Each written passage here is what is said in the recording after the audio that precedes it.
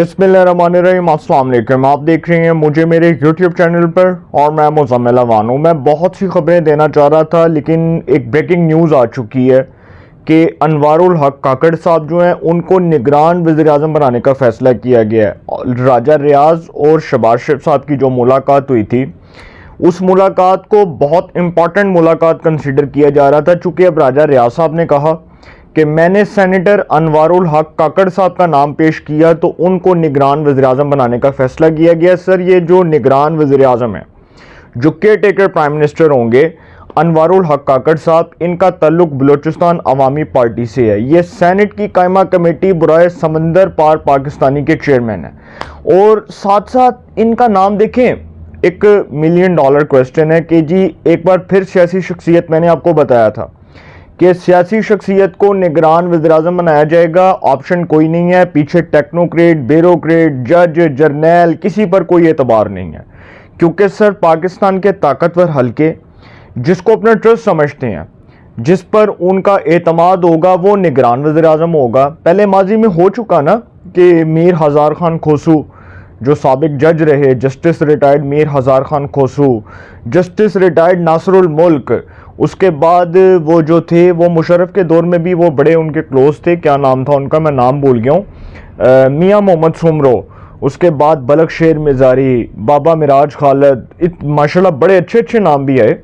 तो पाकिस्तान की जो तारीख है उसमें जितने भी लोग निगरान वज़ीर-ए-आज़म बने, उनमें से बहुत से ऐसे लोग जो किसी जज के ओहदे पर रहे, जो कोई टेक्नोक्रेट, जो ब्यूरोक्रेट, तो सर फिर कभी ना कभी तनकीद होती रही। इस बार वो तनकीद का मौका, इस बार वो तनकीद का जवाज़ था वो फराम नहीं करना चाहते थे, इसलिए उन्होंने मुनासिब समझा कि इस बार वो सेनेटर अनवारुल हक काकड़ साहब जैसी जो शख्सियत है, क्योंकि उनके इमरान खान साहब से भी बड़े अच्छे तल्लुकात रहे, पीडीएम के साथ भी रहे, फिर वो इस्टेब्लिशमेंट का ट्रस्ट भी है, तनकीद ज़रूर होगी, उस कॉन्टेक्स्ट में होगी कि भाई एक बार फिर सियासी शख्सियत निगरान वज़ीर-ए-आज़म बन गई तो इन इलेक्शंस के ऊपर एतबार कौन करेगा।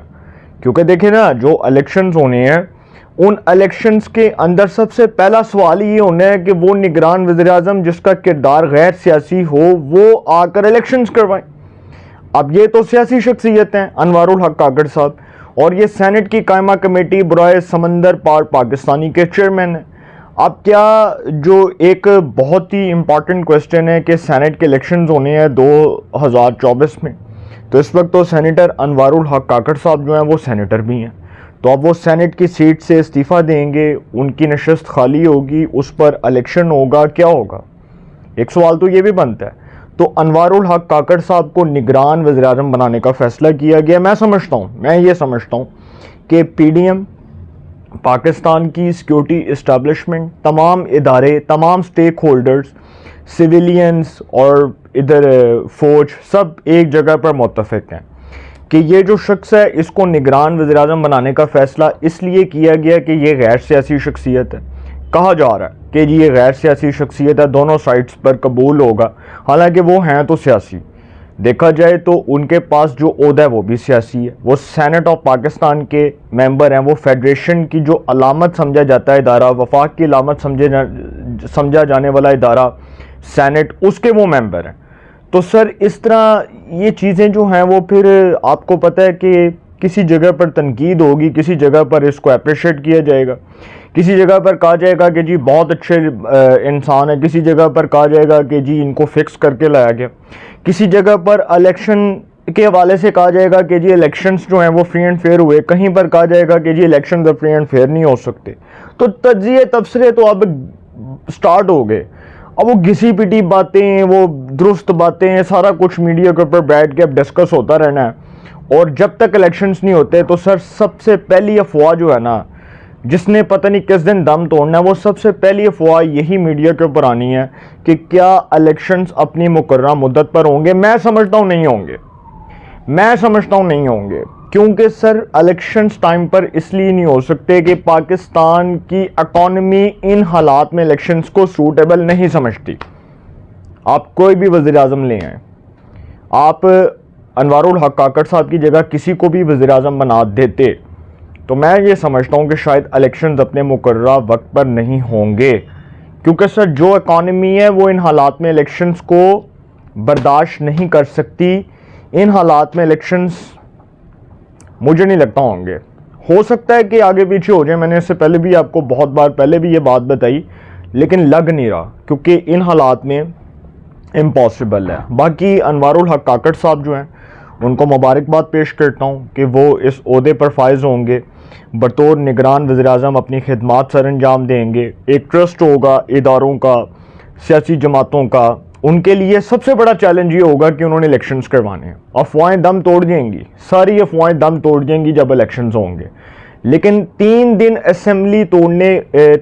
پہلے اسمبلی توڑنے کا جواز اس لیے فراہم کیا گیا تھا کہ بھاجی 90 دن چ الیکشن کرانے نے. اب وہ 90 دن میں الیکشنز نہ ہوئے تو سر اس کا مطلب پھر یہ ہے کہ پھر میں بھی یہاں پر, آپ بھی یہاں پر, اور ہمارے چاہنے والے بھی یہاں پر. پھر اس کا مطلب یہ ہے کہ یہ سال 2023 الیکشنز کا سال نہیں ہے. یہ بات لکھ لیں, سگنیچرز کر کے رکھ لیں. یہ بات میں نے آپ کو پہلے بھی کی تھی کہ justice Umar Ata Bandial chief justice of Pakistan اپنے ریٹائر ہونے سے پہلے ایک بڑا دبنگ فیصلہ دیں گے. وہ میں آپ کو نیکسٹ ویلاگ میں بتاؤں گا. میں نے آپ کو جو خبر دی تھی وہ درست ثابت ہوئی. اب یہ خبر بھی میں آپ کو دے رہا ہوں کہ سال 2023 میں اگر الیکشنز نہ ہوئے سر, تو پھر سمجھ لیں کہ پھر مشکل ہے. یہ 3 مہینے میں اگر الیکشنز نہ ہوئے, یہ 3 مہینے جو اب نگران حکومت کا جو 3 مہینے کا ٹینیور ہوگا, اگر اس میں الیکشنز نہ ہوئے تو پھر سمجھ لیں کہ پھر سر الیکشنز 2023 میں نہیں ہوں گے, اور نہ ہوتے نظر آئیں گے, پھر 2024 میں ہی ہوں گے. تو سب سے پہلا چیلنج انوار الحق کاکڑ صاحب کے لیے کہ انہوں نے الیکشنز کروانی ہے. اعتماد ہے اسٹیبلشمنٹ کا, سیاسی جماعتوں کا. عمران خان کے ساتھ بھی اچھے تعلقات ہیں. I don't know P T I اس پر کیسے رسپونڈ کرتی ہے, وہ ان کا اپنا موقف بعد میں پتہ چلے گا جب میڈیا پر آئے گا. لیکن سر ایک چیز ہے کہ اگر الیکشنز ٹائم پر نہ ہوئے تو اس کا مطلب کہ پھر سر یہ پاکستان کی اکانومی ان تمام حالات کو سوٹیبل نہیں سمجھتی. پہلی ریزن تو یہ ہوگی. دوسری ریزن یہ ہوگی کہ بھاجی ہمارے پاس وسائل ہی کوئی نہیں ہے, ہمارے پاس پیسہ ہی کوئی نہیں ہے, تو ہم الیکشنز کیسے کروائیں. مارچ میں سینٹ کے الیکشنز ہیں, اس سے پہلے اگر جنرل الیکشنز ہوتی ہیں تو معجزہ ہوگا. میں نہیں سمجھتا کہ 2023 میں الیکشنز ہوں گے. اپنی رائے کا کمنٹس میں ضرور اظہار کیجئے گا. انشاءاللہ ایک نئے سیگمنٹ کے ساتھ پھر ملاقات ہوگی. اپنا بہت خیال رکھیے گا. اعلیٰ نگہبان.